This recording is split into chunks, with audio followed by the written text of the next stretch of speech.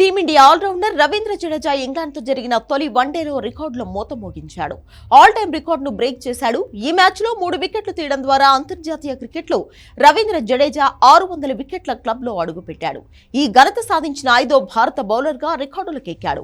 టెస్టుల్లో 323, వన్డేలో 223, టీ20లో 54 వికెట్లు తీశాడు. ఈ జాబితాలో అనిల్ కుంబ్లే 953 వికెట్లతో అగ్రస్థానంలో ఉన్నాడు. ఆ తర్వాత అశ్విన్, హర్భజన్, కపిల్ దేవ్లు ఉన్నారు. భారత్ తరపున 600 వికెట్లు తీసిన తొలి లెఫ్ట్ ఆర్మ్ స్పిన్నర్ జడేజానే.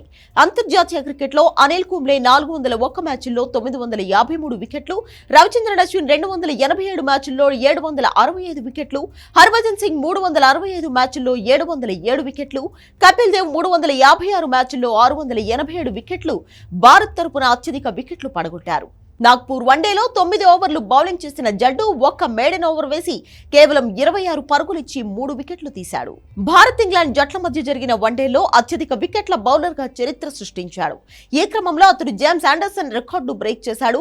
ఇరు దేశాల మధ్య జరిగిన వన్డేలో ఆండర్సన్ 40 వికెట్లు తీయగా తాజా మ్యాచ్లో 3 వికెట్లు కలిపి జడేజా 42 వికెట్లు పడగొట్టాడు. వీరిద్దరి తర్వాత ఈ జాబితాలో ఆండ్రూ ఫింక్లాఫ్, హర్భజన్ సింగ్లు ఉన్నారు. ఈ మ్యాచ్లో 3 వికెట్లు తీసిన అతడు జాకబ్ బెథెల్ వికెట్ పడగొట్టడంతో అత్యధిక వికెట్ల మార్క్ ను టచ్ చేశాడు.